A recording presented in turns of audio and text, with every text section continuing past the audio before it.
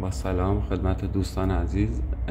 اینجا من یه چیز خیلی جالبی دیدم، میخوام شما هم ببینید، شاید براتون جالب باشه. دوستان ببینید، از روی این نوار مواد میاد میریزه و این بینا رو شارژ میکنه. اگر احیانا اضاف اومد از اینجا میریزه توی بین، رو این نوار و رو این نوار، رو این و آخر سر هم دوباره برمیگرده رو همین چرخه، یا کلا میریزه توی یه پایلی که بهش میگن امرجنسی. حالا اون چیز جالبی که دیدم اینه.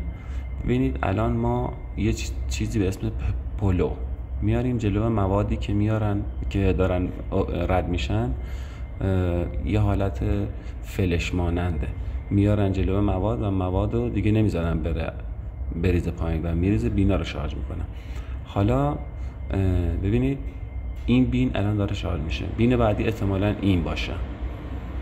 اینو که میزنه شارژ بشه، اینو سری نمیبنده. چرا؟ چون وقتی اینو زد، ببین الان زد اینو، وقتی اینو زد یه موادی هنوز داره از اینجا میره، اینو سری نمیبنده، که یعنی نمیاره بالا که موادی که هنوز داره میره بره اضافیش بریزه پایین. اضافیش هنوز داره اینو شارژ میکنه. امیدوارم متوجه شده باشید که چی میگم. حالا یکی دیگه شون رو نشونتون میدم. سریع اینو نمیاره بالا، هر کدومو باز کرد یه مدت زمان این طول میکشه که ادامه موادی که هنوز داره میره بریزه اینجا، بی خودی نره هدر بره یا دوباره بخواد برگرده.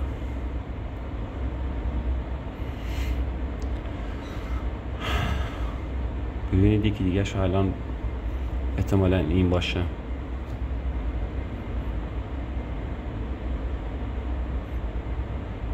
این 30% که شد، فکر کنم نزدیک 28-29 که شد، اینو میزنه.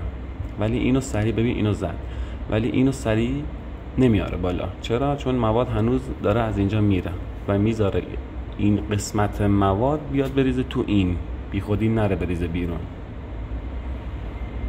وقتی این دیگه اضافه نشد، یعنی 39 31 32 دیگه تمام، دیگه نمیره بالا. الان میارش بالا، ببینید اومد بالا، ولی این الان داره بار میشه.